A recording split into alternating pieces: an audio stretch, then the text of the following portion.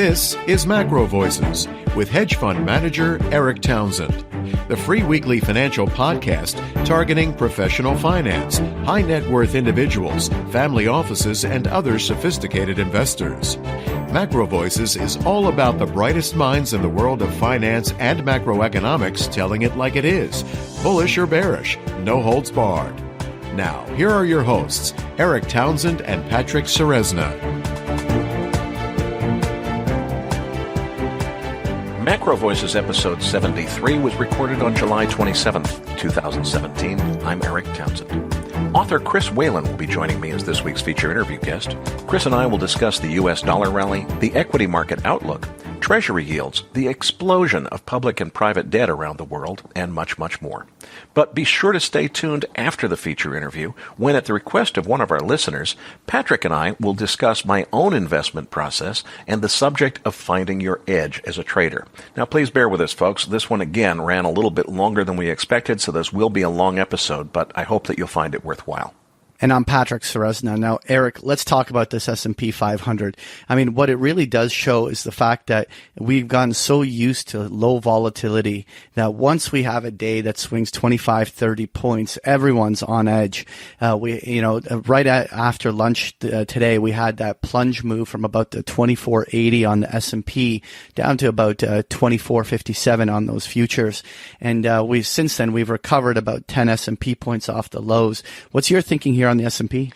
Well, I think what says more to me about this is the fact that when you have a down move that takes us all the way down to what was an all-time record high a week and a half ago, that really is not that big of a deal. When you have that kind of move that is only taking us back to where we were a week and a half ago and people are calling it a crash, we've got, as you said, the situation where people have become so complacent and so used to no volatility. Now, I don't think this is it. I don't think that the crash is upon us, as so many people have predicted. I still think that although this market is ridiculously overvalued on any fundamental basis that makes sense for me, it's a waste of breath to even worry about that. The point is, despite the fact that we might be way overdue for a correction, what's the catalyst that's going to bring it about? We are seeing with moves like today that this market is jittery, that if there is a significant catalyst, it could really, really cause a move to the downside to happen very quickly and very violently. So I think it's a very good warning, this little hiccup that we had today. But I don't think this thing that, as far as I can tell, happened either without any proximal trigger or maybe Zero Hedge published something, I think, that said some guy wrote an article, an analyst someplace saying that the market was coming close to a turning point, and the publication of that article might have triggered this. Okay, if people are freaking out over an article, how are they going to freak out when maybe something like the debt ceiling debate really gets ugly? And although I have been very quick in past years to fade the whole debt ceiling thing, I think that it's a lot of big hype and hoopla in Washington, and they create a lot of fear mongering. But at the end of the day, nobody wants the government to fall apart and collapse. They end up raising the debt ceiling, and we continue on. It's just a matter of how much hysteria and hijinks and theatrics go on before it. Well, this time around, it's different because there really are, and I catch myself saying this time it's different, but the reason I think it really is different this time is, for the first time that I can remember, there is a very, very large contingent of the U.S. Congress that would love to see some major crisis develop as long as it can be blamed on Donald Trump. So the idea that we get into a debt ceiling debate where people won't budge and we end up with a government shutdown or even a default, even if it's only a technical default on a Treasury payment, that could cause a major, major panic reaction.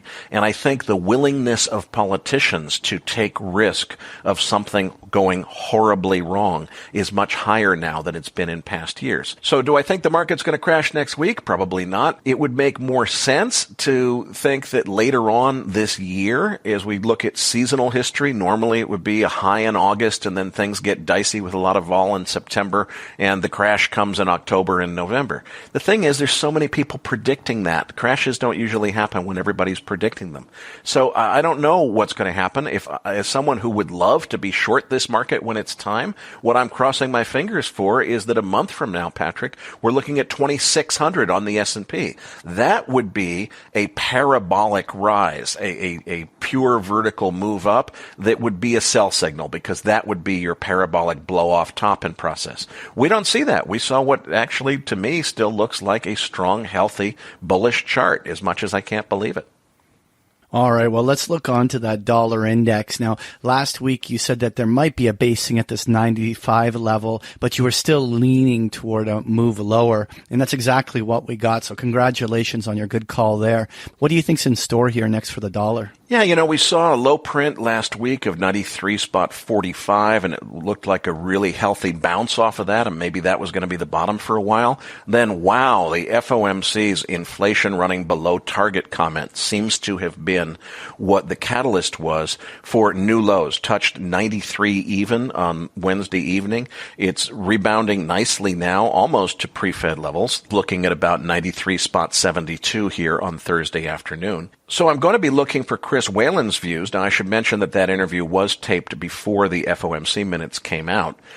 But as far as my desire to buy this dip, some technicians are saying S2 support is around 92. That would be the place to buy the dip. But I'm very hesitant to buy a bottom when I don't fully understand how we got here, because how do I know it's a bottom? And as I've said before, I'm looking for the expert who really has a cogent secular bear view so that I can understand the opposite side of the argument before I look to buy this dip. What occurred to me, I mentioned before that we'd had Mark Yusko on the program talking about a secular bearish view. The one I'd almost forgotten is Juliet de Klerk nailed this. When we interviewed her, I think we were at 102 spot something on the dollar index, and I couldn't believe it when she made a bear call, and it was not just a short-term pullback. She thought there would be a significant pullback. That's exactly what we've seen. I used that as an excuse to call Juliet this week, both to invite her back on the program this fall, but also to feel her out a little bit. Now, remember, Juliet's in that club with Raoul Paul and Julian Brigden and these other people who are, primarily advising institutions. They charge $40,000 or $50,000 a year for their advisory services, so they can't give it away for free without upsetting their institutional clients. But I felt her out as best as I could, and she told me she's telling her clients she'd already taken profits on her short U.S. dollar trade, but she's telling them to look for a bounce as an opportunity to get back in. And I thought this was fascinating. She ties it into a view about global liquidity. So she's saying, how is it possible that we haven't seen that risk-off moment yet that everybody is talking about, that everybody's predicting? And she thinks the answer is all about weakness in the U.S. dollar. That's what's allowing the risk-on equity environment to continue. She's saying when we do get the risk-off moment, it's going to result in easing and therefore more U.S. dollar weakness. Now, this is the first structural bear argument that really resonates and makes sense to me. So maybe I'm not going to jump at the chance to buy a 92 handle after all. I want to get Juliet back on the program as soon as we can, though, because she'll tell us more than she was willing to tell me if it's in an interview. All right, Erik. Well, let's move on to crude oil. Now, I was looking for that overhead resistance in that 47.48, at least reject oil along this area. But yet, we now are decisively trading above that kind of overhead resistance and trading up to $49. What's your thinking here on crude? Well, I said last week maybe one push up to a 48 handle, but I thought it would be a low 48 handle, and I thought we'd roll over at that point. We got up to that channel resistance line above 48, I think it's around 48.55 or so. On Tuesday's first OPEC jawboning in the morning, and then API inventory, which was a huge, massive drawdown that API forecast of more than 10 million barrels on Tuesday afternoon. That just caused the market to go screaming to the upside. When the DOE inventory came out on Wednesday morning, it wasn't quite the 10.2 that had been predicted by API, but it was still about 3 times analysts' expectations. The number came in at a 7.2 million barrel drawdown on inventories. Cushing, Oklahoma drawing down 1.7 million barrels.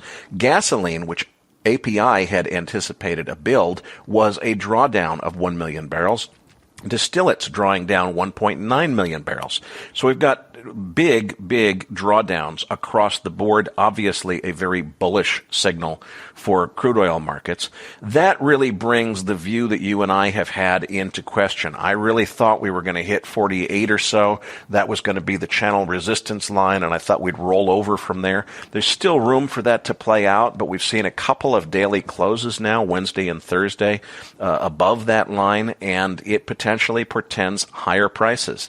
I think it will end. If we look ahead, summer driving season is ending. All of these big seasonal drawdowns in inventory are going to give way to seasonal builds on inventory.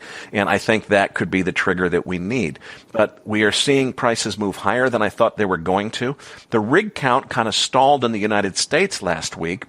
We haven't seen this week's number yet because it comes out on Fridays at about noontime. But I think that, as Art Berman pointed out, the rig count stalling, it was actually down 1 last week in the U.S. It was up 15 in Canada. So, I don't know why it's down 1 in the U.S., but it's offset, and I think in terms of global production, the rig count is still on the rise. The thing that seems to have really thrown a monkey wrench in the works this week is talk about Venezuelan oil sanctions coming into the game, that the Trump administration might seek to impose sanctions on the Venezuelan oil business. Now, it didn't make much sense to me when I heard this news. At first, I didn't think a whole lot of it because it didn't make sense to me that the U.S. would try to impose sanctions. You've got to remember now who we're talking about. It would not be that big of a deal if you were talking about very level-headed heads of state who react unemotionally without involving their egos in their decisions. We're talking, Patrick, about Nicolas Maduro and Donald Trump. The ego-free, level-headed thinking of actions here, I think, has spooked the market.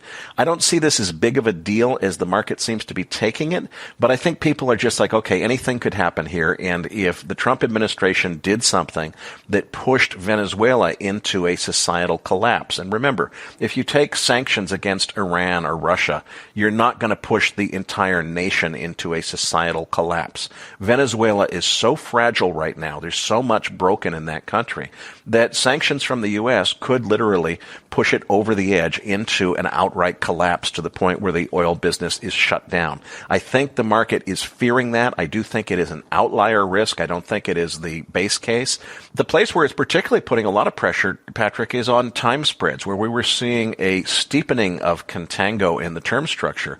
We've gone almost back to a flat term structure, especially through the latter half of 2018. Since this Venezuela news came out. And I think the market is probably overreacting, or maybe they know something I don't. I'm not sure. All right, well, let's move on to gold here. And gold continues to pivot off of actually what I consider a very important technical level. This kind of 1250 to 1260 range on bullion seems to be the area where if it was going to reject, we could see it roll over here. And we're trading near 1260 right as we're talking right now. What's your feeling on gold here? The thing I was looking at, Patrick, when it was moving down last week was 1240 needed to hold in order for the bullish case to continue to dominate. Well, it did hold. And in fact, that 1242 or so, I think was the low print on this recent cycle, was rejected very strongly. And we saw a big rally, got a big tailwind from Janet Yellen, and the comments about inflation running below expectations, I think, have helped it a lot. Of course, that help that it got from Yellen initially was faded. We saw a little bit of a retreat from that, but now we're building back into it. So this chart looks very bullish to me. We still need to get above 1300 though. Some people are actually saying the right shoulder of a Head and Shoulders is forming. Now, frankly, if I look at the so-called left shoulder, it's only about $5 below the head in this pattern that some people are seeing. I'm sure not. But I do agree that we need to see north of 1300 before you really confirm that the bullish move is on. So far, though, it's looking a lot more bullish and a lot stronger than I had expected a couple of weeks ago. All right. And finally, I just wanted you to just comment quickly on the 10-year yield, which now is hovering around this 230 area. What's your thinking on interest rates here? Patrick, I got the chance to ask Juliet de Klerk about this week. She's taken profits on her long Treasury trade, And she's no longer got the outlook that she did. I wasn't able to get a whole lot of context from her. We'll get her on the program at some point and go deeper into this. But, we're still in this range of 212 to 240. I had been leaning towards the breakout happening on the low side rather than the high side. I'm back to the point now where I don't really have a view. I'm waiting to see what happens. But it'll be interesting in either case to see which way it goes. Thanks for that market wrap, Erik. Now, before moving on, I'd like to ask a personal favor of our listeners. Now, we hit the top 100 list of the business podcasts on iTunes last week, and that's really helping drive our listener count.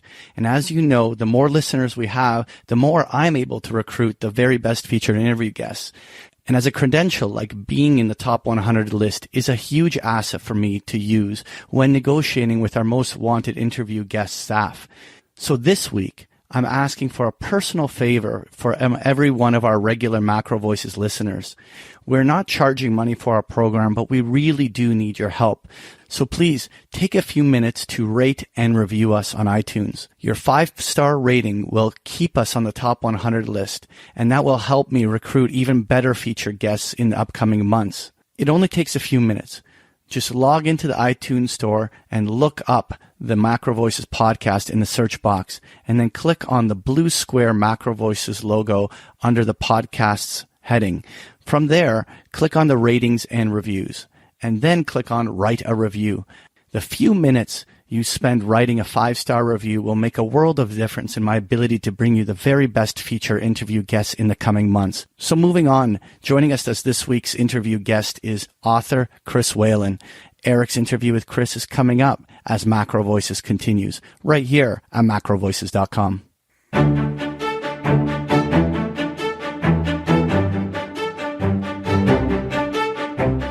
And now with this week's special guest, here's hedge fund manager Erik Townsend. Joining me next on the program is author Chris Whalen. And Chris, thanks so much for joining us. I want to start with the U.S. dollar because, we've had quite a few guests talking up a secular bullish argument on the dollar. And boy, it really all sounds very compelling. But look at the chart. The dollar bulls, the chart is telling us dollar bulls that we're wrong. So how do you see this playing out? What do you think is driving the weakness that we're seeing in the U.S. dollar? And does it represent a secular change in direction, or is this just a natural pullback in an ongoing bull market? Well, it's hard for analysts to get their hands around the dollar because the old relationships, particularly interest rates and trade balances, which used to give you a good idea of where a currency was going to go, don't seem to matter anymore. So the dollar was rising against major currencies after the financial crisis, and particularly over the last 4 or 5 years, in large part because people were fleeing whatever country they were in and going to the perceived safety of the United States. So Russian oligarchs, members of China's Communist Party, they sent trillions of dollars to the United States over the past 5 years. Much of it went into American real estate. They also, like Canada, by the way, because both the U.S. and Canada protect property rights and they have a reasonable degree of confidentiality when it comes to investment flows. So if you're a Communist Party cadre in China and you've stolen millions of dollars, you want a safe place to hide it. And so this capital flight contributed to the strength of the dollar, really apart from the normal considerations of trade deficits and interest rates and everything else. Now it's kind of reversing because there's been this narrative on Wall Street, particularly among the private investment community too, that said, well, places like Brazil, Europe, even Asia, even Japan are all of a sudden attractive. And so you've started to see money flowing out again. Whether it's going to be maintained or not, I don't know, because, as I say, the old measures for whether a currency was going to appreciate or depreciate really have lost their validity since 2008. I want to follow along with a question that may be related, maybe not. A lot of the dollar bulls have argued that President Trump's repatriation agenda ought to drive further dollar strength. I know that you wrote an article recently about a Supreme Court case that I wasn't even aware of, having to do with a lot of U.S. corporations using offshore asset-backed security transactions effectively to avoid taxes. And you think that this Supreme Court case means that that's about to unwind. Give us the story there, because it's something that I had not heard until I heard about it from you. And then does that affect the dollar, or is it really independent of the dollar rally? Well, the Supreme Court case involved Dow Chemical. There was also another case involving General Electric. And what happened was the Internal Revenue Service had looked at some transactions that both of these companies had done years ago, and they decided that the sale of assets that these companies claimed and the related reduction in their U.S. tax liability were essentially a fraud, and that the assets and the income were not proportionate. In other words, if you try and get rid of, say, $100 million worth of income, but you only move assets that are, attributable to part of that revenue that you're claiming, the IRS looks at that. And they have limited resources, so they only get around to this slowly.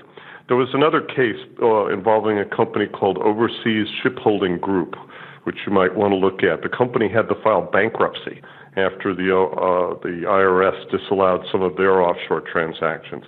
The money here is huge. We're talking about tens of trillions of dollars in taxes that have been avoided by U.S. corporations. So when the politicians like President Trump talk about repatriation of taxes, they're only talking about a tiny, tiny fraction of that. Meanwhile, though, the IRS is slowly looking at all of these offshore transactions, and now that the Supreme Court looked at it but declined to review it, the case now has national effect. And I think that companies that have used these sorts of tax shelters in the past basically are going to have to sue for peace when the IRS calls, because they won't have a basis for arguing. And interestingly enough, President Trump uses the same lawyers who were representing Dow Chemical. And his avoidance of taxes when the loan guarantees he had were forgiven in the restructuring of Trump casinos in Atlantic City is exactly the same situation. So think about that. So that's very interesting. So President Trump potentially can threaten these companies and say, if you don't repatriate assets the way I want you to, I'm going to go after you because I know your lawyer is shady because he used to work for me. Because I know him too. Yes. Well, yes, he could. And look, the IRS is one of those strange agencies. On the one hand, the Treasury needs them to keep everybody in line. But on the other hand, Republicans always love to starve the agency for resources because they really don't want them looking at every possible transaction. But suffice to say, there's a lot of money involved here. The folks at Goldman Sachs and their structured finance team are very good at constructing tax shelters. And, I think it's good that the IRS is looking at these things because in many cases they're fraudulent and they really ought to be further taxes paid by these companies. It's not fair to American individuals and businesses that don't do business offshore if these large multinationals can get different treatment for their taxes. Let's move on to the U.S. equity market. We've had a lot of people on the program arguing that the market is way overvalued. This thing is overdone. It just has to crash here. The top has to be in. Yet it continues to march higher. And we've also heard the opposite argument, which is that there's so much new liquidity in the system in terms of the Fed supporting the market. Even if we're supposedly talking about shrinking the balance sheet now, it's shrinking it very slowly. Which way do you see this, or where do you think it's going? What's your outlook for short, medium, long term in the equity markets? Equity markets are clearly overvalued. They're very much like what you see in the residential real estate market in the United States and also in commercial real estate. The Fed manipulated the credit markets. They took $4 trillion worth of securities out of the market, and they've essentially forced all of us to invest in something else. And so you've had a situation where low interest rates have driven money into stocks. You've also had companies buying back their stock because debt is so cheap. Look at IBM. They have a negative book value for the company now because they've levered up so much and bought back so much stock. And so you have a scarcity of supply. And so I would not disagree at all with your other guests that the stocks are overvalued. The street keeps coming up with rationales why that's not so, but I think it's clear that it is. But on the other hand, do I expect the market to crash? No, because remember, the constraint here is supply, and there's so much money looking to invest that it's going into all of the possible asset classes and in some cases into surreal asset classes like Bitcoin and all of these digital currencies. It's very much a function of the central banks. And I think that's a problem because when we quote-unquote normalize interest rates, we're going to see a lot of credit losses on the books of banks and bond investors because crappy companies were able to go out and borrow money like they were good companies, thanks to Janet Yellen. There is a cost to the social engineering that the Federal Reserve Board engages in. And, I think it's going to, over time, the history is not going to be kind to Yellen and her colleagues because they have created the next problem. We just haven't gotten there yet. I want to go a little bit deeper on this subject of corporate buybacks because I couldn't possibly agree more with you. And I know you've done a lot of work in this and written quite a bit about it. That, corporations basically looking at the cheap credit market saying, forget about what's good for our business. What's good for the executives is to pump the stock price up. Let's borrow a bunch of money, buy back our own shares. May not make business sense, but it makes sense for my pocket if I'm the CEO. You just have to go back to the old adage of what could go wrong here. It seems to me a lot could go wrong, but what I can't get my head around, Chris, is how does this actually end? Because it seems to me like if we do see interest rates start to back up, they're going to back up slowly. There's still going to be more opportunity where we saw, bottom prices on money. Let's buy more stock. Well, now it's going to be a little bit more expensive. It's going to lead to let's do some more stock buybacks before it's too late. When does this eventually end, and what could happen? Well, one scenario I've been pondering is, companies are not very good at predicting the movements of financial markets. They're very short-term in their thinking. And if interest rates were to rise significantly, let's say we got the 10-year bond up to 3.5%, 4%, which is a lot given where we are. Companies might have to start rotating out of the debt that they incurred to buy back their stock and start issuing stock. In other words, they have those shares. They're sitting in Treasury on the books of the company. They can reissue that stock and raise money, but they may be forced to do that at a price that's lower than the price they paid to buy the stock back, in which case they'll take a loss. So I think there are a number of scenarios that could unfold when you look at the balance sheet of corporate America and the huge amount of debt that they've taken on. But the one saving grace is that deflation is still a dominant tendency in the market today. So while the Fed can push short-term rates up, by brute force in this case, the 10-year bond is still dropping. Mortgage rates have been falling for the last 2 months. And I think that the secular demand for paper, that hunger on the part of investors for what we call duration, which is another way of talking about the bond market, is quite profound. And I've been telling people I think the 10-year Treasury will go back to 2%, which is another half point in yield. That's a lot. So in the near term, I don't think that medium to long-term interest rates are going to go higher. The markets are very keen. Look at the last Treasury auction. It went extremely well. They want the paper. But the real issue to me is why aren't these companies investing in their businesses instead of buying back their stock? People always in the economics profession, they're always talking about how can we get companies to invest? How can we increase productivity, which is their big thing, obviously, because at the end of the day, growth is a function of population growth and how productive your workers are. How much is that increasing? And productivity hasn't been increasing in over a decade. It's flat. So that's why you're not seeing GDP growth much more than about 1.5%, 2% annually. That's not good because when you look at all the debt these countries have, public sector debt, they need to grow faster. The low interest rate environment since 2008 was meant to help debtors. It was an explicit transfer from savers to debtors, and instead all of these countries continued to go out and incur more debt. So, we have a fundamental problem in our society with governments that can't live within their means. They can't say no to the voters because the politicians will get voted out of office. And private sector investors and companies have to live in this same environment. And that's a difficult thing going forward. I don't know how we're going to preserve value for our families and our future if governments are borrowing from everyone every day with no intention of repaying. There's not even a discussion of repaying. When I was a kid, $1 billion was a lot of money. Now nobody cares. They just kind of say, oh, well, it's okay. So I think that's really the issue. I'm not worried about a short-term crisis for companies that have, levered up to buy back their stock. But if rates pop, you could see quite a scramble from corporate America to try and rebalance their capital structures back to something that makes more sense.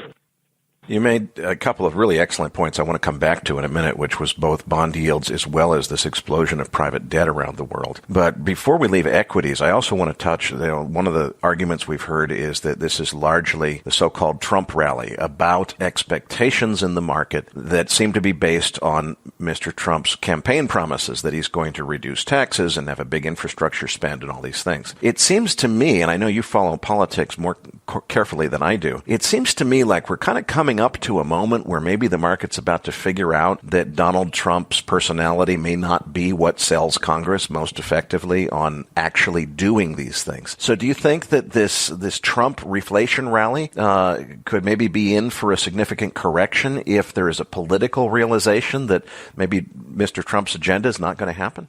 The Trump trade, or the Trump bump, as I like to call it, was certainly a factor behind the rally from, say, November on through March.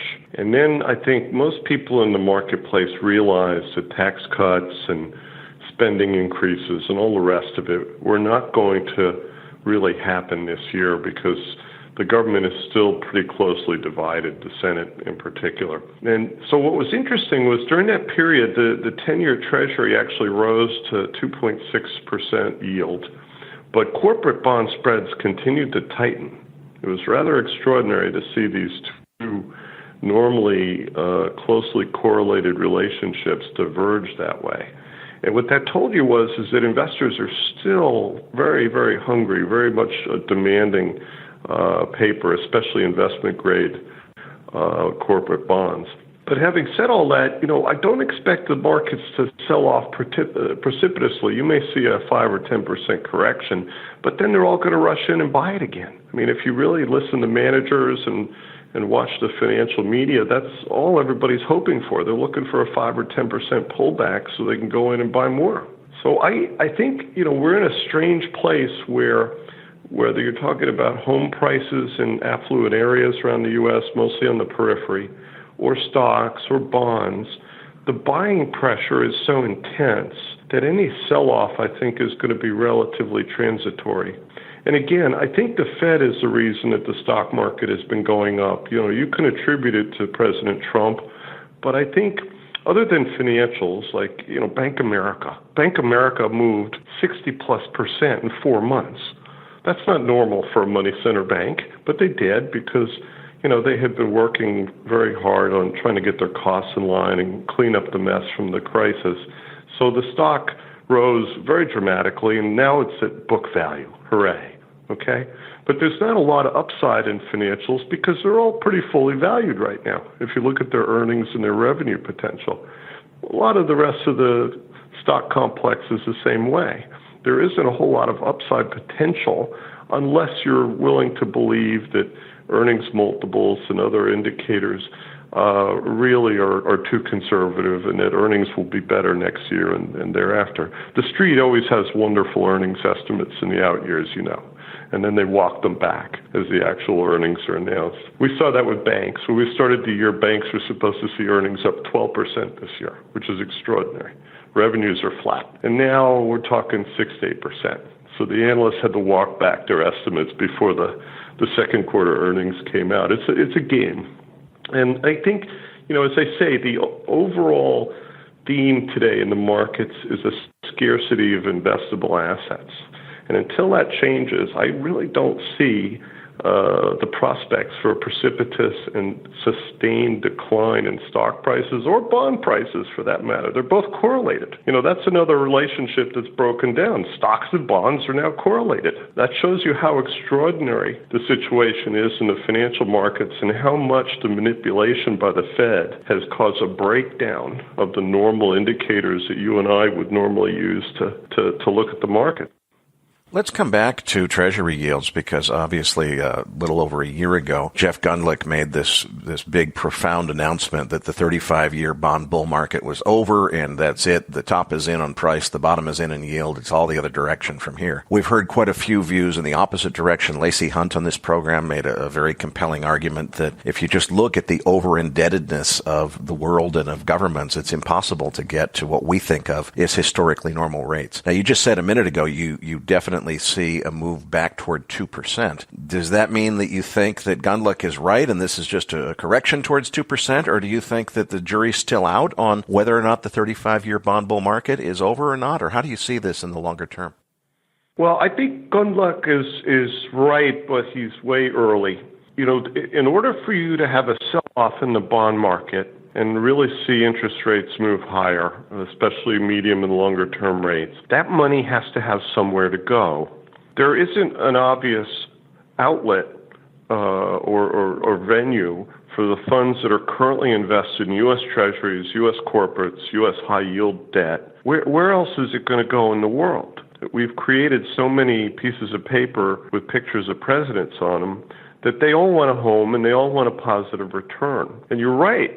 The indebtedness of the world, especially the public indebtedness of countries, I think is the real driver behind central bank action.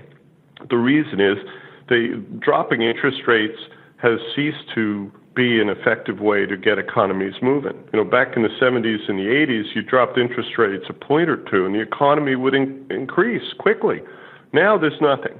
In fact, there's an argument that says that deficit spending is actually bad for growth. It's almost like the old crowding out argument from economics, which had been dismissed long ago.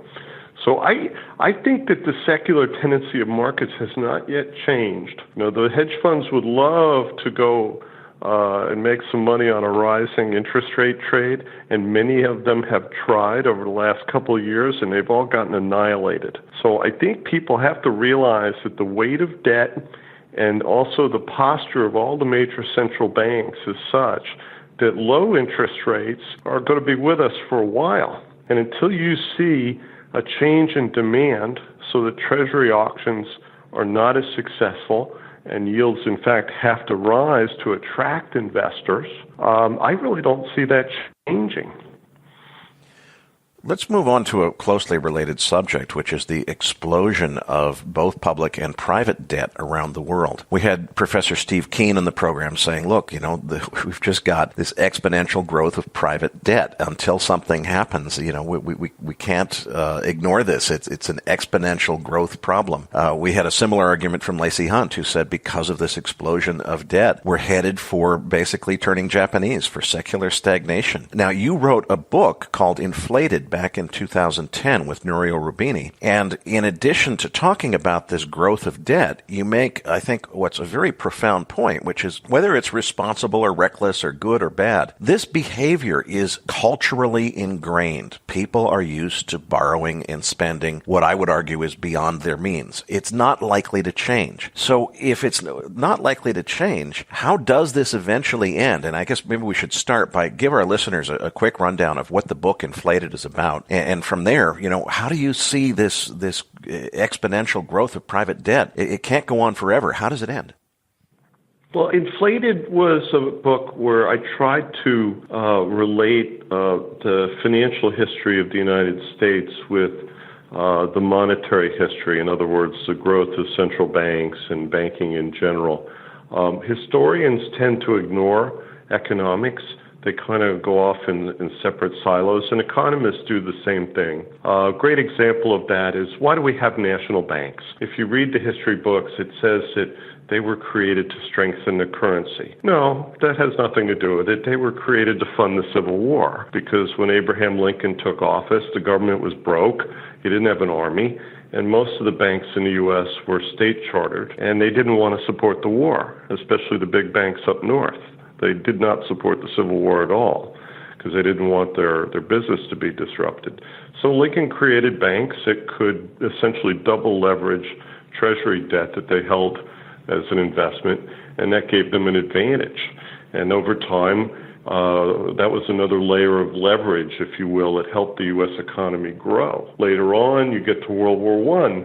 Again, you had a strain on the banking system financing all of the sales of goods and armaments that were shipped off to Europe. And so we create the Federal Reserve System in 1913. And again, you could argue that that was to strengthen the currency and do a variety of other things. But what it also did was it enabled the U.S. to finance World War I. J.P. Morgan essentially made a market in dollars until they couldn't do so anymore. And then the Fed of New York under Ben Strong stepped in and picked up the ball. So Inflated talks about layers of leverage. And in the 30s, same way, the Great Depression, you had a government that had no debt. And so they levered up to try and eventually deal with the Depression, and then you had World War II. World War II, again, you had almost no private capital formation in the U.S. It was all government. Government dominated everything, big banks, big corporations, and the U.S. government. So over time, what you see in the U.S. is that when the natural rate of growth is insufficient to meet everybody's demand for gratification today, credit is used to pull tomorrow's sale into today. And the great example of that is something we'll talk about more, but the difference between General Motors and Ford. Henry Ford ran his company on cash, didn't believe in credit, always wanted to push the cost of his product down, but he assumed people were going to pay cash for it. Alfred Sloan at General Motors, on the other hand, understood credit. He offered his customers credit. He also financed all of his inputs to make cars. So General Motors grew enormously, and much larger than Ford by World War II. And it was because they understood credit. They would pull that sale into today by giving the customer credit. And that's really an allegory for the entire U.S. economy in the modern age. And what does that mean in terms of this massively growing trend of credit expansion, private debt expansion around the world? It can't go on forever. So does it eventually end with some kind of crisis or panic, or do we just get into a Japanese style of economic stagnation? What happens next? In the case of the U.S., we've already crossed the Rubicon by having the Fed purchasing government debt.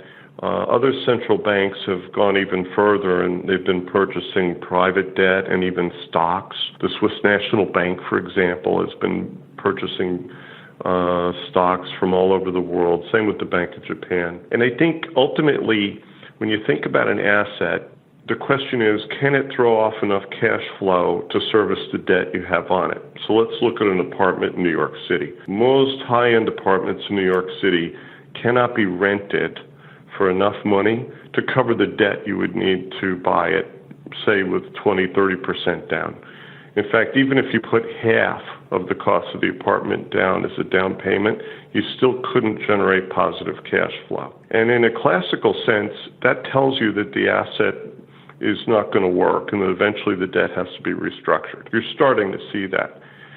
Now, with public sector debt, unfortunately, I think what will happen is that the central banks will buy it and monetize it. And that's a direct act of theft from investors, because instead of seeing interest rates rise when a government's credit comes into question, the central bank will just buy it and monetize it and essentially use inflation to get rid of the obligation for the government. And you're definitely going to see that in Europe. I think eventually you're going to see something even more grotesque in Japan, because they just don't have enough growth to catch up with the debt they have. The cash flow is insufficient. So the old classical measure of solvency, which is how much can I generate in income from an asset, is still very applicable. But the trouble is that the politicians and their enablers at the central banks are now willing to do anything. As Mario Draghi at the European Central Bank said, I will do whatever is necessary, and he sure will. He'll monetize all the problems of the European community in part because he helped create them. If you look at the mess in Italy and their banking system, that's Mr. Draghi. And how ironic now that he's buying the debt of insolvent Italian banks using the collective funding from the European community.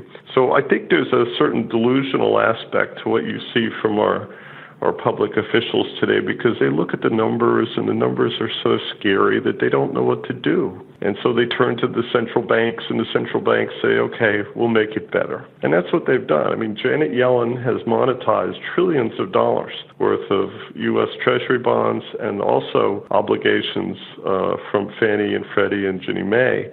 And, what's the point of this? Did it help growth? No.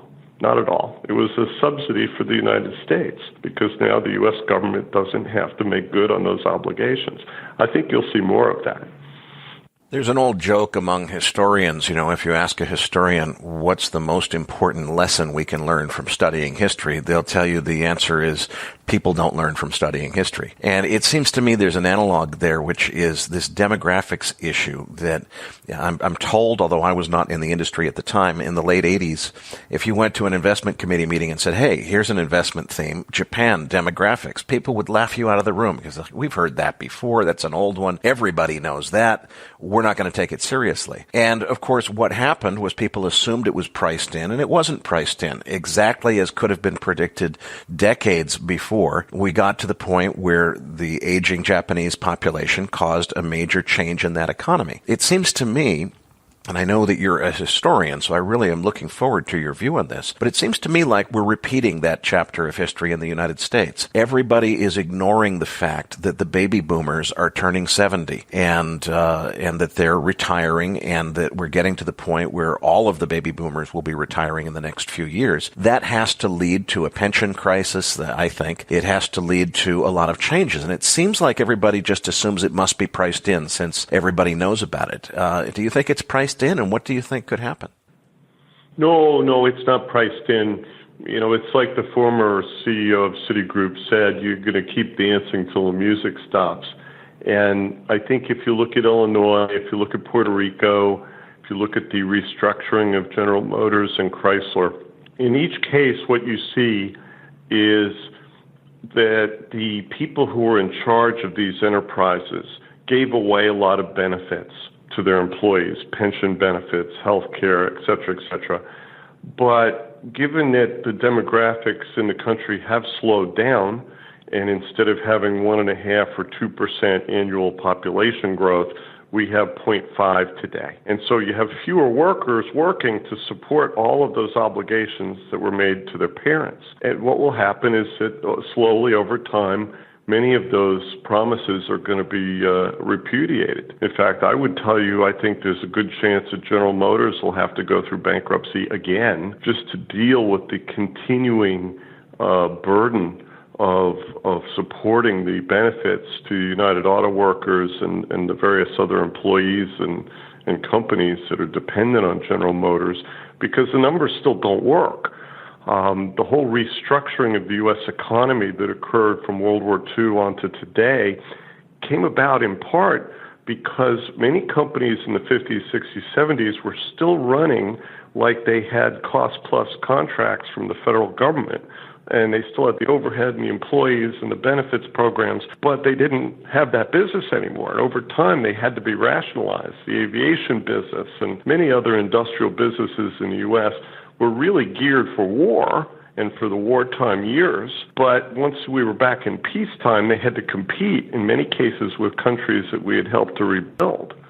So, the whole dynamic of the world is, in a lot of ways, back to where we were in the 1920s, when you had an oversupply of labor, you had extensive and increasing competition among nations in terms of trade flows. And a lot of people were very frustrated and even downhearted because they couldn't see a way forward to deliver the growth that people wanted to see, given the big factors, which are productivity and demographics. So what should we do? Well, we could go out and make a lot of babies. That's probably not going to happen because as societies become more affluent, more stable, they tend to have smaller families. You see this in extreme ways in Japan, even in China, because of the the one-child rule, a disastrous rule for China. But they have stagnant populations now. And the U.S. likewise. We still have a relatively young country. We still have reasonable immigration. But, it could be better in the sense that if you want growth, you have to have open borders. You have to let people in, you have to let money in. And so I think that the countries that understand that and gear their policies towards openness and towards encouraging business are going to do better than those that do not. But having said all that, there is no magic wand that we can wave because a lot of the technological changes that occurred 100 years ago, electrification and, the whole advent of the radio and the semiconductor and everything else, that's already baked in. And most of the inventions you see today are really incremental add-ons to these existing new technologies. They're not new anymore, in fact. So I think that's the challenge is how do you get growth that could help you manage your debt load if most of the major factors are against you? And the answer is you can't. Population is the most important single factor when it comes to estimating future growth for a country. And as I say, the U.S. is at 0.5 now. After World War II, we were at 2% growth, which is enormous. All those soldiers came home, they got married, they made babies. So, that spike in the baby boom was a function of war, and unless you think we're going to have another war sometime soon, I doubt you're going to see that again.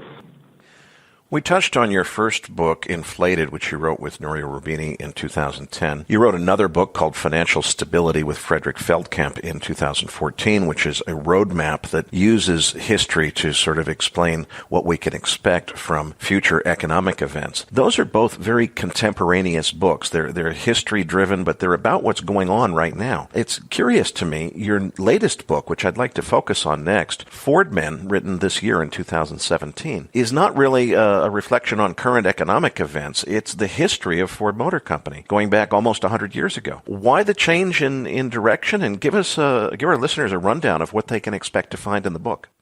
Well, Ford Men was actually my first book. But when I completed most of the research and the writing 12 years ago, Ford was in a lot of trouble. Bill Ford had to fire Jacques Nasser and take over the company. And he really wasn't an operator. He represented the Ford family, which still controls the company, but in no way, shape, or form was he qualified to run the firm. But fortunately, in 2006, a couple of members of the board helped him hire Alan Mulally from Boeing. And Mulally wasn't a car guy, but he was a really good operator and a great leader. And he was able to come in and turn the company around. So I figured, okay, I have a decent endpoint for the book, and the book runs through the end of last year. But it was intended primarily to remind Americans that there are many, many other people in the Ford story besides Henry Ford. Henry Ford did not do all of this on his own. In fact, he was a lot like Steve Jobs. He was a brilliant but dysfunctional human being. And, people like James Couzens, who really turned Ford from an inspiration into an enterprise, and Charles Sorensen, the great engineer who was at Ford for 40 years, and he invented the assembly line, not Henry Ford. But you don't see any of this at the Ford Museum because the PR department at Ford had airbrushed the history, so you just think it's all Henry. Henry wasn't even an officer of the company when it was founded because he had such a horrible reputation in the business community in Detroit at the turn of the last century. So I thought, let's go remind everyone of the biographers and the people who used to track Ford, people like James Galbraith, who loved to write about Ford. He called Henry Ford an appalling mechanic and had a lot of other interesting things to say. But more than anything else, the real takeaway, I think, from Ford is that deliberate purpose and design are fine in business, but luck is really important too. Because if you think of it, Ford Motor Company was run like a plantation. Henry Ford ran the place for almost 50 years.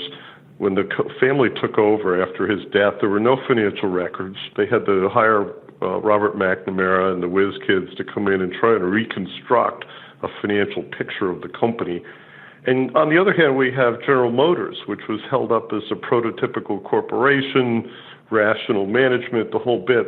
They filed bankruptcy 3 times in the last century. Ford has never filed bankruptcy. And I think part of the reason is that the Ford family are tough. Billy Ford is a very tough, very focused individual. And I think it's also luck. I mean, how on earth could Ford have survived were it not for the fact that they were lucky? Chris, we're just coming up on our time limit here, so we're going to have to wrap this up. But before we go, please let our listeners know where we can follow your work. I know that you did write a piece on Bitcoin recently. We've got a link to that in the Research Roundup email, or I'm sure people can find it from following you on Twitter. Give us your Twitter handle and where people can find out more about your work. My website is rcwhalen, WHALEN.com, and the Twitter handle is the same, rcwhalen. I also have a number of papers up on the Social Science Network. That's where I put the long-haired stuff. And I write for Zero Hedge and a variety of other publications, National Interest, and the American Conservative. I do long articles for them. I have a piece on the big banks and crony capitalism, which is going to come out in September, so that'll be a lot of fun. We'll send a link to your website to our registered users in the Research Roundup email, so folks, you can look for it there. Chris, thanks so much for a fantastic interview. Patrick Ceresna and I will be back as MacroVoices continues right here at MacroVoices.com.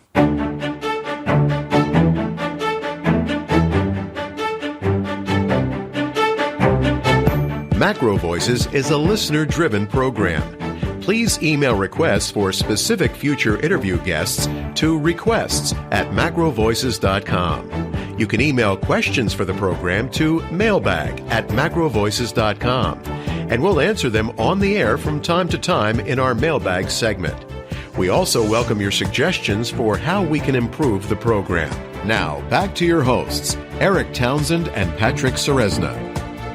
Erik, what a great interview with Chris Whalen. One thing that stood out for me is obviously he's a big picture thinker, and he's looking at the situation with the bonds and the levels of private debt, and he sees a lot of the same problems that so many of our other guests see, but he takes a very tapered approach. He doesn't think it all is going to unravel at the seams here on the short term. And so it's interesting to see someone that sees the problems but doesn't think that they're going to manifest all immediately on the short term. What was your takeaway from the interview? I agree with that, and I think it's reflected in his views on the equity market. Very, very clear, decisive position of markets are way overvalued, and then very quick to say that doesn't mean they're about to crash. Things that are overvalued can get more overvalued, and I think that's the theme we've heard from quite a few guests. I certainly agree with it. Despite the volatility that we saw this afternoon, we're in what is still an uptrend, and I do think that the market cycle is very long in the tooth, but as he says, it doesn't mean that it has to all come falling apart tomorrow.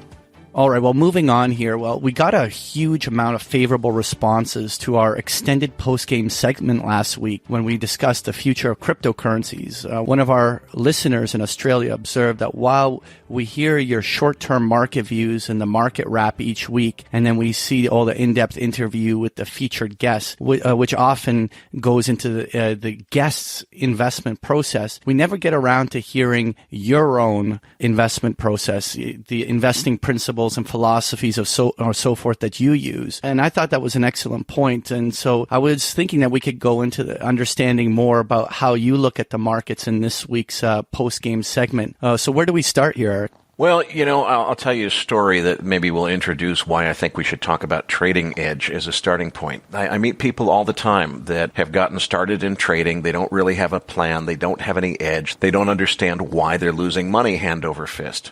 Usually they're Forex traders. So I asked them, why are you trading Forex? Well, because I read a book and really, really famous people that have been very successful like George Soros trade Forex. So I figure I want to be like the good guys. So what I say to them is, okay, why are you trading in the first place? Is this about making money? And they say, oh yeah, it's all about making money. I said, well, do you want to know a surefire way to double your money overnight? You can turn $1 million into $2 million in 24 hours. And they say, are you serious? Really? How? And I say, it's simple. All you have to do, look up the agent for one of these prize fighter guys, Evander Holyfield or whoever. I don't even know who's in these days. I don't follow boxing. Challenge him to a fight, go in the ring, kick his ass, collect the prize money. You double your money. And they look at me horrified and say, oh, Erik, what are you talking about? If I go into the ring with Evander Holyfield, he's going to kick my ass. And I say, okay, hold that thought.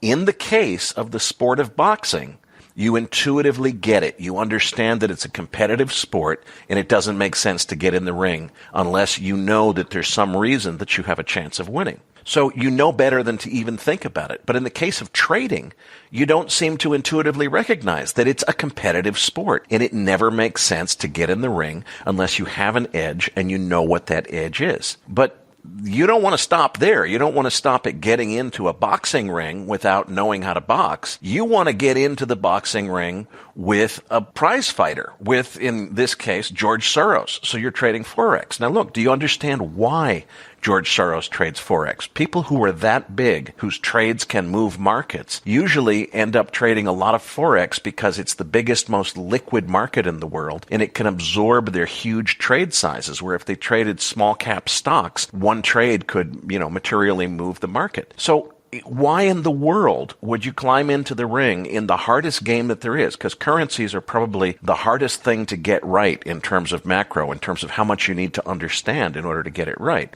Do you know more about George Soros than the currency pairs that he trades? Do you have better contacts than he does? Why are you getting into the hardest market that there is? And, you don't have to. You could use your size to your advantage and go to the local gym and fight with somebody like yourself who doesn't know how to fight. But you want to climb in the ring with George Soros. That's what I hear when you tell me that you're trading Forex. And they say, oh, I never thought about it that way. So the moral of the story is you have to have an edge. If you're going to trade, don't do it unless you know what that edge is. There's a lot of ways to gain an edge. I call this the Schwager Doctrine. What you have to do is figure out what approach to trading, how you can gain an edge in a way that suits your personality, because what's right for me and what's right for you are going to be two different things. You need to figure out what kind of resonates with your personality, what style of trading. The best way that I know to do that is to read Jack Schwager's Market Wizards books. It's an absolutely fantastic compendium of in-depth,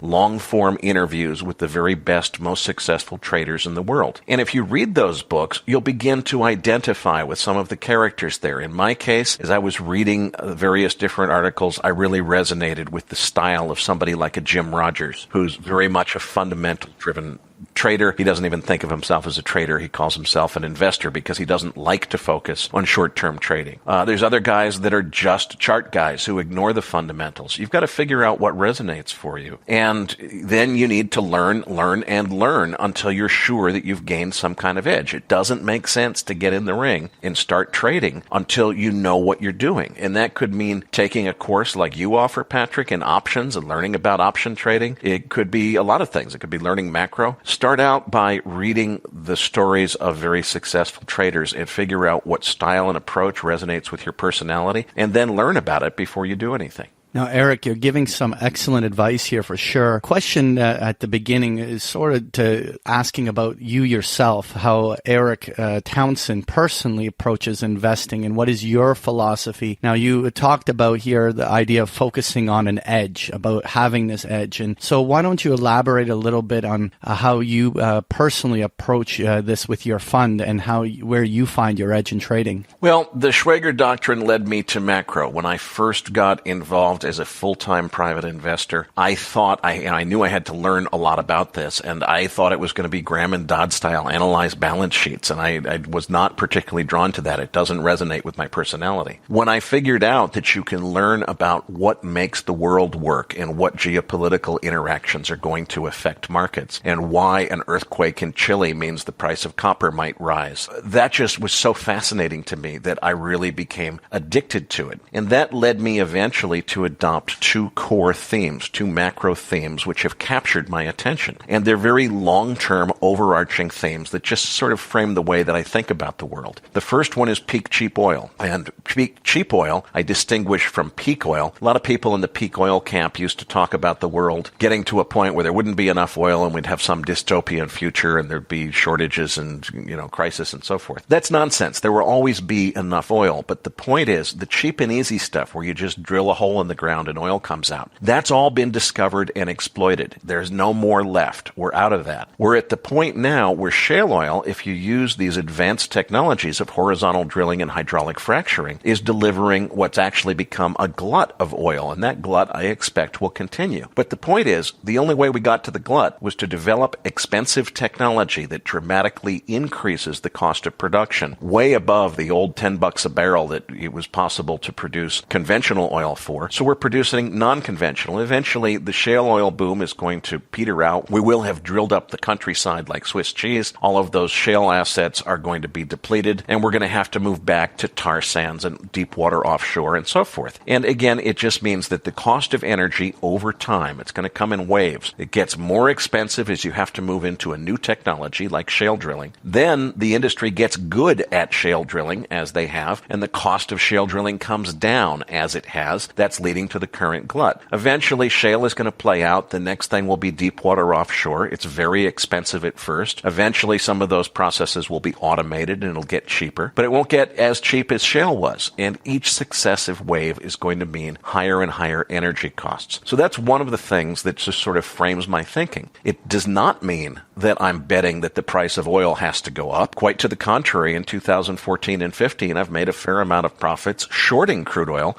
because I was able to understand the shale glut and what had caused it, because I've spent so much time studying peak cheap oil and understanding different oil production technologies and so forth. The second big overarching theme that I think about is the inevitable reset of the international monetary system that I think has to come in our lifetimes. I don't know when. And what I mean by the reset of the IMS is that the whole system is based on the US dollar serving as the world's reserve currency. Why is the world's reserve currency the US dollar? Well, it was chosen because of its solid credit and convertibility to gold way back in 1944. The gold standard has basically been defaulted on. We no longer have convertibility of US dollars into gold. And we've seen a whole bunch of reckless spending and borrowing and an accumulation of $20 trillion of debt. So eventually, just as Robert Triffin predicted, and we talked about this last week, why was I able to do our post game last week without doing any particular research in preparation for that conversation last week? It's because I spend a lot of time thinking about how the international monetary system eventually has to go through a reset where the US dollar in its current form is no longer the world's reserve currency and the preferred central bank reserve asset. So that's why I think about these things, and why the conversation that we had in last week's postgame kind of came naturally to me, is because I focus on those high-level themes. Neither one of those things, though, really yields any direct tradable, think about peak cheap oil. If you just said you believe this peak cheap oil idea, that would suggest you go long crude oil futures expecting the cost of production to increase over time. If you want to make money trading, you've got to narrow down and look much more closely at what's going on in the market today, not what's going to happen over the next 20 years. So those two themes drive everything that I do, but it's not about oil prices going up. It's not about treasuries crashing or the US dollar crashing. As I mentioned earlier, I've made money shorting oil, and I've made money being long US dollar futures. Even though those trades seem to be at odds with my long-term views, they're not at odds with what I see going on in the market right now. And the reason I'm able to see what I see in the market is because I think so much about the long term that it helps me to sort out the medium to short term. One of the things that I figured out, though, is that although that motivation of thinking about macro is kind of what keeps me going, what is fascinating to me, what drives me to spend time thinking about markets, if you're running other people's money in a fund, or if you're doing this full-time as a full-time private investor, you need trades, not just long-term themes. And there are ways that you gain edge for trading that are completely different from gaining an edge in the sense of a long-term informed worldview about something like the reform of the IMS or peak cheap oil. So, Erik, you start with an overarching view.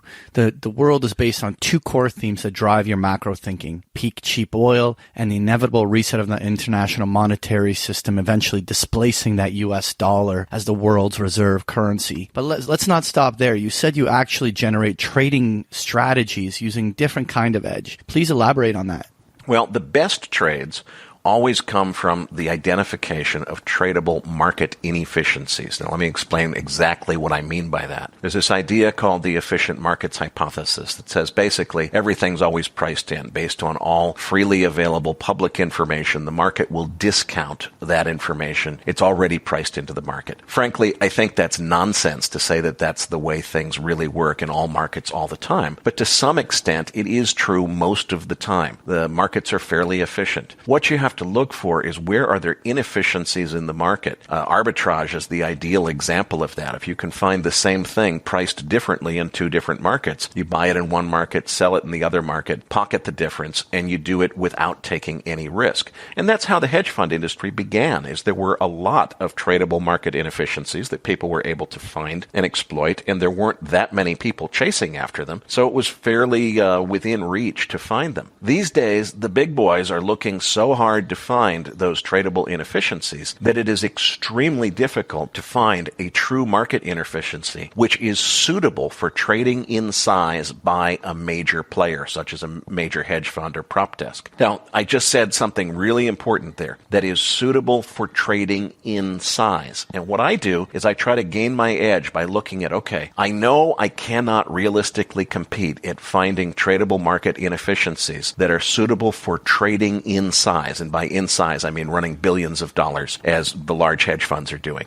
If it cannot be traded in size, those guys are going to overlook it. So where there's smaller trades that work, but they are not attractive to the big funds for some reason, those are the ones that are going to be overlooked and where there's a chance of me actually finding them. So the whole trick is looking for what kinds of areas I can find trades that work for me, but I don't have to compete with people that are smarter than me, because for some reason those trades don't appeal to those people that are smarter than me. So in order for them to appeal to those people who are smarter than me, and by that I mean large hedge funds, prop desks, institutions, and so forth, they have to be able to trade them in size if you're running hundreds of millions or billions of dollars. And they have to also meet street expectations about time horizon, volatility, and so forth. One of the things that really comes into play, I think, is time horizon can be a private trader's best friend, because funds have to focus on the fact that they're delivering a monthly tear sheet. They've got to deliver monthly returns. That means that the time horizon for their trades has to be a matter of days or weeks. They can't put a trade on that they're real sure is going to pay off 3 years from now, but they don't know what's going to happen in terms of the ups and downs between now and then, because it adds too much volatility to their portfolio, and that's what they get measured on. So I call this not fighting City Hall. You know, if you are an extra on a movie set, you don't compete with John Travolta. That's the big hedge funds. You don't compete with Travolta for chicks on the movie set. You take the throwbacks instead. And I think that in my case, the place where I particularly just found a niche was term structure, understanding the shape of the term structure, forward strip as some people call it, in commodity markets. Now, first to explain what this means, if you look at stocks, the price of a given stock, it's whatever it is, and it goes up and down, and that's just, there's only one number. If you look at a commodity like crude oil, there's a price for delivery in September, there's a price for delivery in October, there's a price for delivery in November, December, and January, and February, and so forth. So there are different prices based on the delivery month. When I was learning about commodities, this is about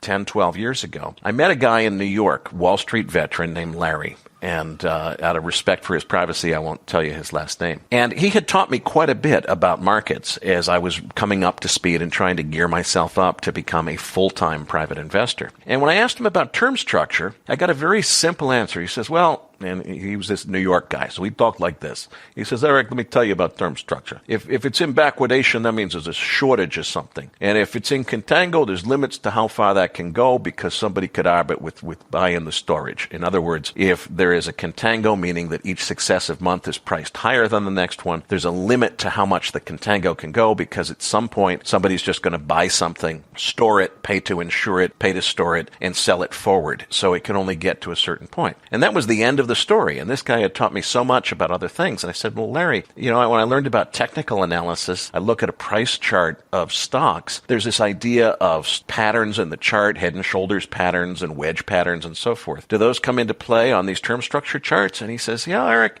I've been in the business more than 40 years. I never heard of anybody paying attention to that. And when Larry told me that, Patrick, it felt like I was just mentally channeling Jim Rogers, who I hadn't at the time met yet. And I remembered reading about things that he'd written as well as his interviews in the Market Wizards books. And I just thought, something that nobody else bothers to look at. And I started thinking about this, and I thought it through, and I said, wait a minute, what is the commodity term structure really? It's exactly the same thing as the yield curve that a lot of people pay attention to, except that the yield curve is basically the commodity term structure for the commodity of money itself. If I look at money that has to be delivered at various different times in the future, that's the maturity of different loans or different bonds. If there's different yields on those, different prices, that's basically the term structure of borrowed money. So if you wanted to go to Wall Street and make a name for yourself by being smarter than everybody else, Patrick, and knowing more about the yield curve than anybody else does, you've got some pretty darn steep competition. Try doing this. Go to Google and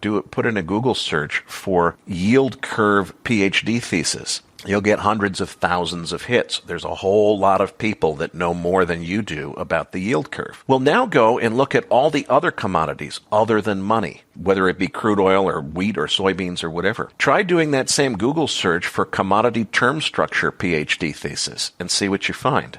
There's not very much there. And for some reason, learning about the shape of the commodity term structure doesn't seem to entice nearly as many people as are enticed to learn all about the yield curve. And I started thinking, okay, why is that? Well, I figured it out. The answer goes back to what we talked about just a minute ago. It's the attractiveness of trading strategies to people who have to trade in size. If what you can do is figure out that the shape of that forward curve is misshaped so that the crude oil futures in, October of 2019 are mispriced from where they should be, and the curve is going up instead of going down, and you want to put a trade on because you know it's going to revert before those things get to maturity into the direction that you can predict. How is it possible that I could be learning about this stuff and figuring it out on my own, and I don't seem to be competing with a lot of smarter than me people? Well, the answer is when you deal with long-dated commodity futures, there's not enough liquidity. People who are trading billions of dollars can't put on those term structure trades because the long-dated side of the spread trade is not going to have enough liquidity on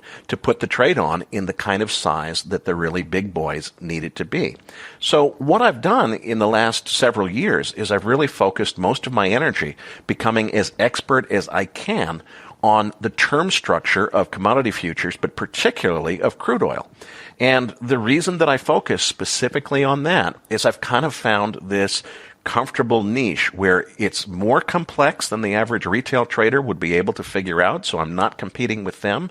But the people who are more able than I am to figure it out, which are the very sophisticated institutional traders and hedge funds, they're not dealing with crude oil futures more than a year out or so because there's not enough liquidity in them to trade at the size that they are. So I'm using my smaller size to my advantage. And I'll be the first to admit, although I've had some good success trading this strategy, between my personal accounts and the fund that I manage, I'm still running less than $25 million. So I have the ability to trade these longer dated things.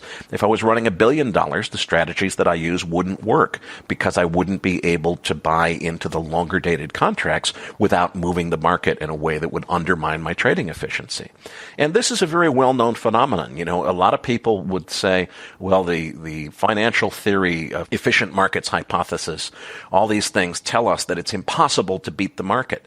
That's not true. What is true is it's extremely impossible to beat the market in size. If you're running hundreds of millions of or billions of dollars, it is extremely difficult to find those inefficiencies because you need to be trading very liquid assets. If you can trade not so liquid assets that the big boys don't touch because there isn't enough liquidity, now you're competing primarily with smaller traders, and it's a lot easier to succeed there. And that's the reason that Ray Dalio is such a iconic figure in the hedge fund industry. The fact that, you know, if you look at Dalio's returns, he makes about 20% a year on average net of fees returned to his investors. That's a good return, but it's not amazing, spectacular. There's a lot of hedge funds that have made even better performance than that, considerably better performance. They're not running $40 billion or whatever the number is that Bridgewater is running. And, that's the reason Dalio is super duper famous. So, if you're in the business of being a major fund manager, you have challenges that smaller guys don't have.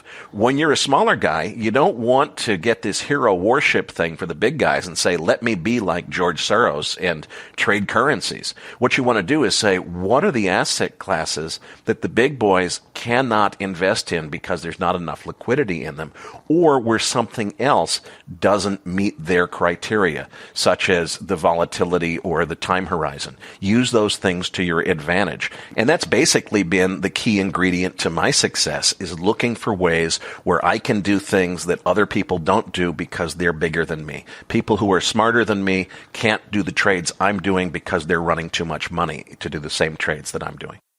So, Erik, you feel that understanding the trading and the term structure of crude oil futures markets is more opportune place for you to gain that edge, and rather than making those directional trades in the actual price of crude oil, where you have much stiffer competition.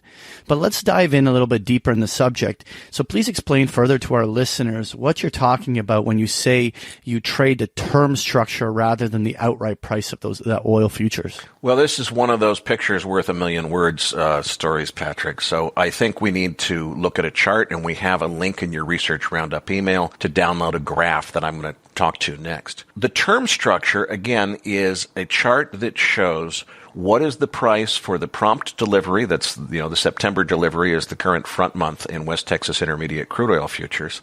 And then what's the price for October, November, December, January, February, and so forth. Right now, that chart is a little bit boring if we took today's. It's just a straight line contango.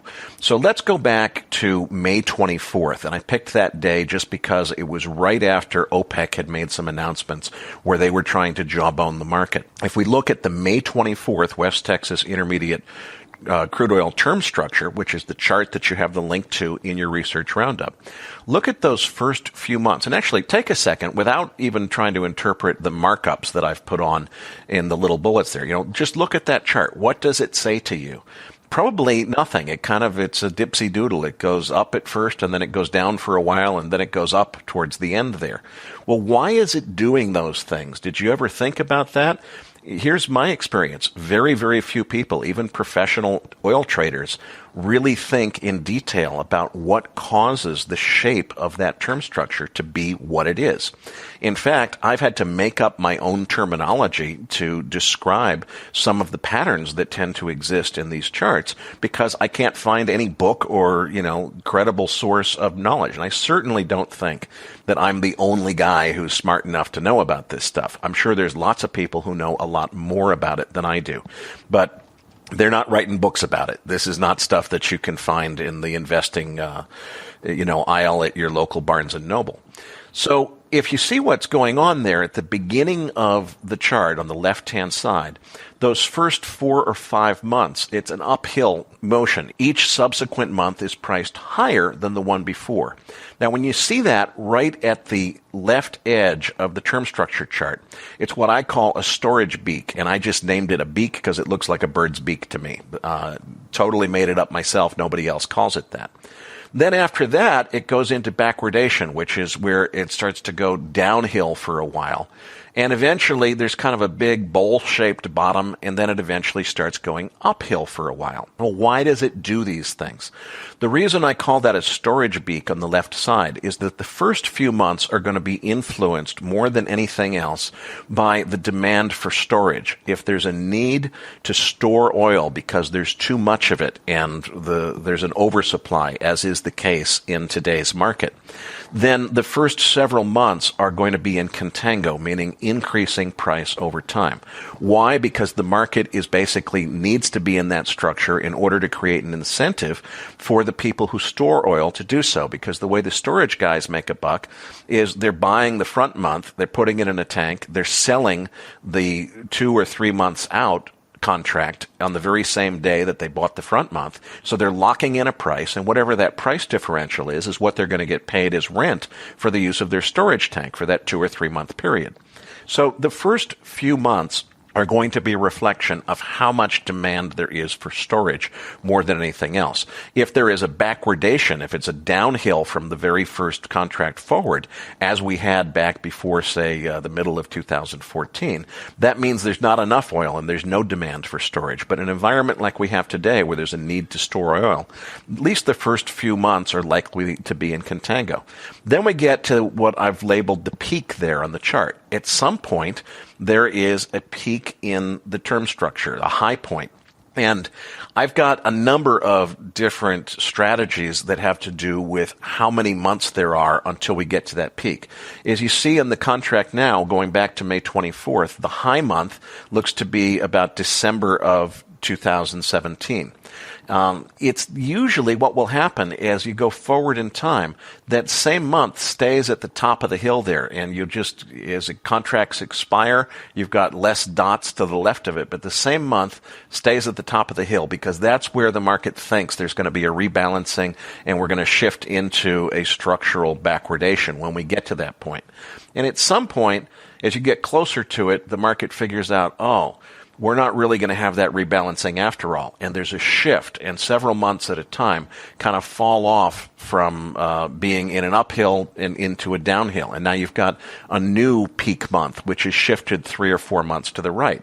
Now, that doesn't necessarily happen. That only happens if the market is surprised and finds out that there's actually a greater need for storage than there was previously. Now, how many times, listeners, has anybody explained to you how storage is influencing the shape of this chart?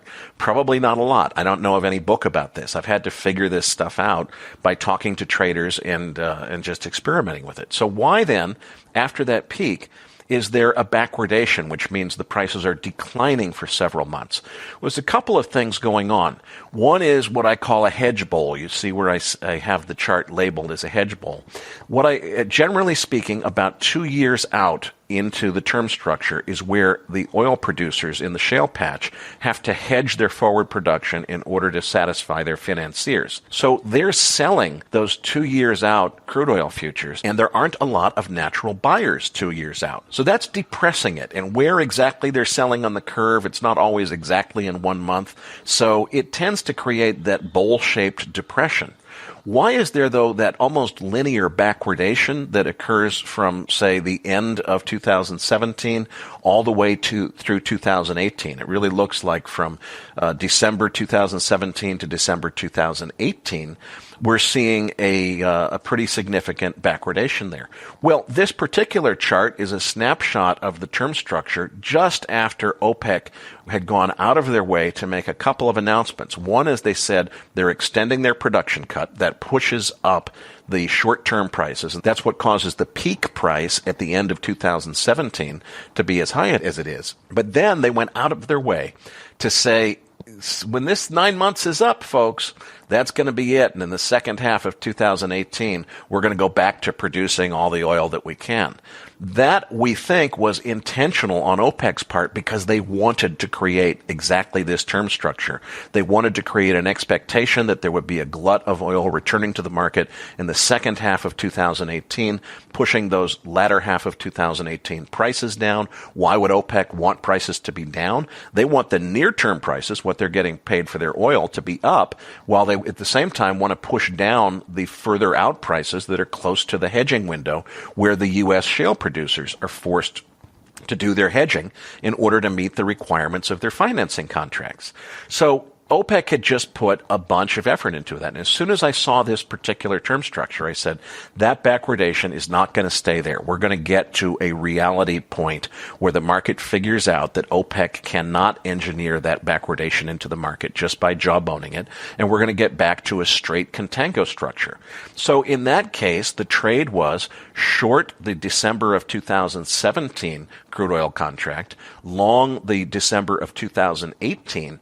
So you're not exposed to the outright price of oil. Whether the price of oil goes up or down isn't important. What's important is whether or not the 2017 December price stays that much higher than the 2018 price, or if it actually reverts and inverts, as was my prediction, to the point where the 17 price is lower than the December of 18 price. Now, that's exactly what happened, was that whole backwardation came completely out of the market so that we're into straight contango with every successive month priced higher than the one before it. And it was fairly easy for me to see that that was the most likely thing to happen. So I put that trade on, which is I expect there to be backwardation. In that particular one, where we're going only about 15 months out, it's fairly easy. There's a lot of liquidity in that December of 2018 contract. You start doing that further out to December of 19, now there's a lot less liquidity in those longer dated contracts, and it's harder for the really big players to trade them because their trades would move the market too much. So just understanding this structure, understanding why the shape of the curve is what it is, and looking for trades that I can make, not on the outright price of oil, which so many people are competing with very, very talented people that have better information than me as to which way the price of oil is going. I just look at, okay, OPEC engineered this backwardation. I don't think it's going to last. I'm going to bet that it will go away. And I can place that bet with a spread trade without having to know whether or not the outright price of oil is going up or down. I just think that the shape of the curve is going to change. And again, how many people know how to look at this chart and know what forces are affecting different parts of the shape of the curve? Certainly, there are plenty of people that know a lot more about this than I do, but they're not writing books about it. It's not something that's available to the public. It's something you've got to figure out. And so my advice, it's not to tell our listeners, go and learn as I have about, term structure of crude oil. I got so interested in the term structure of crude oil because I'm fascinated by the long-term picture of peak cheap oil. What fascinates you? What drives you? What are you passionate about? And is there something that you can learn about where you find something like I've found in the shape of the term structure where there aren't that many people trading it, and the people who are trading it, and oftentimes the ones who are smarter than me, are limited in their ability to trade it because of liquidity problems that exist in the longer dated contracts. Erik, that really resonates with me because, when I train traders to do that, a lot of people come into a program and they have that attitude that it's, I want to learn to trade like Warren Buffett. But, Warren Buffett has a lot of limitations. When you're trading billions upon billions of dollars, you can't have the flexibility to adjust positions without everyone in the market knowing what you're doing. While if you're a small beginning trader, you have a lot of room to take advantage of the fact that you're small and that no one knows when you're going in and out of the market. And so what you're sharing with us here is the idea that, you focus your trading strategies where you can get an advantage, where in this oil market, there's a capacity limited, trades out there that these big players can't really come in there and outgun you, and that really makes so much sense. So, what is it else that you do to develop an edge for these trades? Well, the next thing that I focus on after just picking something like term structure that not a lot of people specialize in is to focus on where Wall Street is stricken by their own models and ideas about how things work. One major opportunity there is time horizon, as I mentioned earlier. Big funds, professional investors have to focus on their monthly returns. This is a very short-sighted industry. They can't put on a trade that has a time horizon of 2 years and they have no idea whether it's going to lose money or make money this month or next month. They've got to know that it's going to make money this month and next month, or they don't want the trade. So if you can use that to your advantage, assume that the trade that you can put on that lasts for a week or so, you've got really serious competition for. There's not much competition in those longer term trades that might take 6 months to 5 years in order to play out. So a longer time horizon means less competition from professional traders, and particularly the most savvy and sophisticated professional traders who are running hedge funds that have to produce a monthly tear sheet. A controversial version of that same idea is finding logical holes and fallacies in the academic finance framework, which all of this stuff is measured by. Now, I am definitely deviating from accepted what a professor of finance would tell you is how the world works. I'll tell you how I think the world works. There is a belief in the industry that volatility essentially equals risk. And the theoretical basis for this is if you had normally distributed returns, in other words, if returns on trades are in fact random, because the efficient market hypothesis is actually true, which I don't think it is, then if you have a truly random distribution of returns, volatility in that stream of returns is a proxy for risk. And that is a very academically defensible. People write all kinds of papers about this with Greek letters and all this stuff, and it looks cool in finance departments in major universities.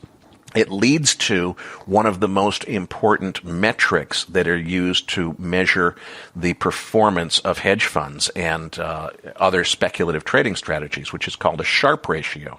Sharpe ratio is measuring performance adjusted for risk, is what they'll tell you. That's nonsense. It's adjusted for volatility, and they call it risk adjusted because they are making the assumption that volatility and risk are the same thing. Now, to debunk the idea that volatility and risk are the same thing, let's consider a possible investment strategy. Patrick, a guy like you who understands options, can launch a fund. You can go and write and lever up as much as you possibly can out of the money, both put and call options on the major stock indices, S&P 500, Dow, what have you, and collect all those premiums, because all of those options, if they're far out of the money, are going to always expire worthless. And you keep all the money, and you're going to have a really great-looking Sharpe ratio because you always keep all the money in the end. There's a little bit of volatility along the way, but everything always goes fine. Just one little problem with that, which is if there's a market crash, you not only lose 100% of all of your money in about an hour, but you can actually get underwater to the point where by the time your broker liquidates all of your positions, you end up owing money, potentially millions of dollars of owed money, because you got into a negative balance in all of these crazy positions. So if you take a strategy like that, you and I can clearly see it has huge, massive risk. But that risk is concentrated and what professionals call tail risk.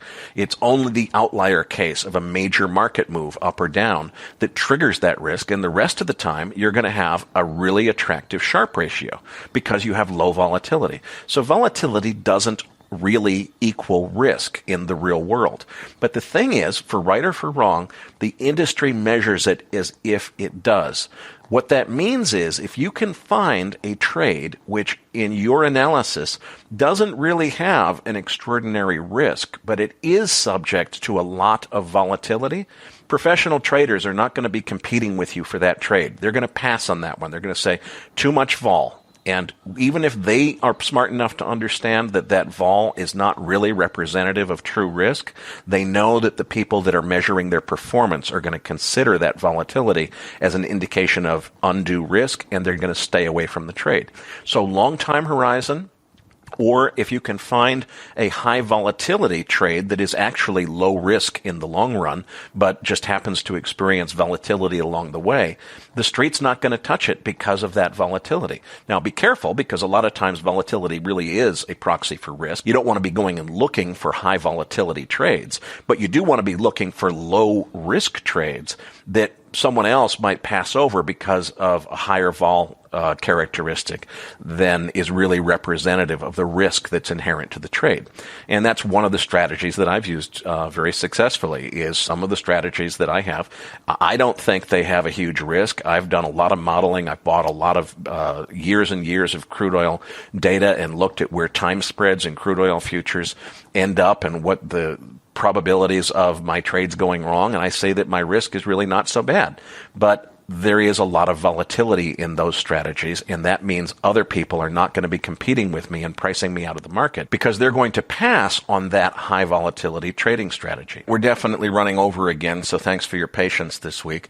I think just to wrap this up quickly, it really is, I never would have learned about the term structure of West Texas Intermediate crude oil futures if I were not driven by a passion for understanding the future of the planet and how peak cheap oil is going to play into it. So the first rule is Schwager doctrine. learn. Find your passion. Find out what drives you, what's going to lead you to have the energy and motivation to want to learn all about something. And then look to use size and things like volatility and time horizon to your advantage. Look for places where you can trade where the big boys are not going to be competing with you because there's something that doesn't meet their criteria. And don't fight them. As I said, take the throwbacks. Don't compete for chicks with John Travolta. It's not going to work. Oh, that's perfect. All right. Well, thanks, Erik. And I hope all our listeners enjoyed what was probably MacroVoices' first time visiting your own investment trading strategy and approach. Now, folks, please let us know whether you like this week's post-game segment on Twitter or by replying to the Research Roundup emails. Erik, anything else you wanted to add before we close up this week's show? Well, I just want to pick up on a point you made earlier, Patrick. We really need a favor here, folks. We work really hard to bring you this show every week. It's free, and we do need your help. We don't need your money, but we do need your help. So take those few minutes, rate and review us on iTunes so that we can stay in the top 100 business podcast list, gain more listeners, and that empowers Patrick to sign up even more guests. The other thing you can do is forward your research roundups, tell your friends about us, donate if you can in order to help us defray our production costs. But most importantly, register your free account at MacroVoices.com. You get the free weekly research roundup email, which is a compendium of links to all the coolest stuff that we could find on the internet, including things like the chart that we just discussed, as well as downloads from our interview guests. Patrick, tell them what's in this week's Research Roundup. All right. Well, our listeners will find the transcript for today's interview with Chris. Also, the link to that term structure chart that you referenced to in this post game. There's also a link to an article from Bank of America Merrill Lynch suggesting that there are more zombie banks in Europe today than there were in the pre-Lehman times. I thought that was a really interesting kind of perspective on the consequences of Mario Draghi's money printing. As well, there's a further article commenting on why deeply flawed Western economic models are undermining the worst global recovery in history. So you'll find this and so much more in this week's Research Roundup. So that does it for this week's episode. We appreciate all the feedback and support we get from our listeners and are always looking for suggestions on how we can make the program even better.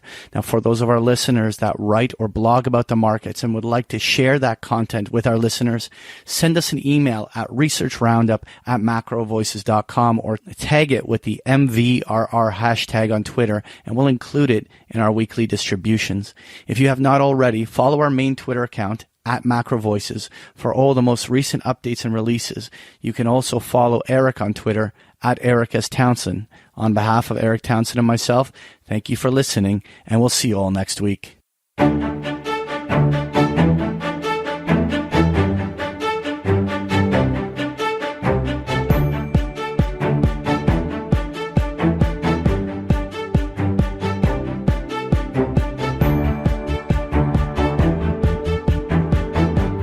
That concludes this edition of MacroVoices.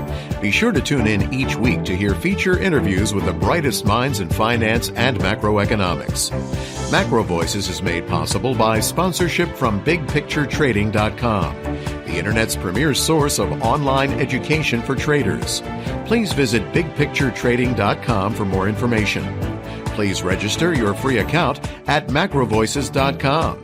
Once registered, you'll receive our free weekly Research Roundup email containing links to supporting documents from our featured guests and the very best free financial content our volunteer research team could find on the internet each week. You'll also gain access to our free listener discussion forums and research library. And the more registered users we have, the more we'll be able to recruit high-profile feature interview guests for future programs. So please register your free account today at macrovoices.com if you haven't already. You can subscribe to MacroVoices on iTunes to have MacroVoices automatically delivered to your mobile device each week free of charge. You can email questions for the program to mailbag@macrovoices.com, and we'll answer your questions on the air from time to time in our Mailbag segment. MacroVoices is presented for informational and entertainment purposes only. The information presented on MacroVoices should not be construed as investment advice. Always consult a licensed investment professional before making investment decisions. The views and opinions expressed on MacroVoices are those of the participants and do not necessarily reflect those of the show's hosts or sponsors. MacroVoices, its producers, sponsors, and hosts Erik Townsend and Patrick Ceresna shall not be liable for losses resulting from investment decisions based on information or viewpoints presented on MacroVoices. MacroVoices is made possible by sponsorship from BigPictureTrading.com and by funding from Fourth Turning Capital Management, LLC. For more information, visit MacroVoices.com.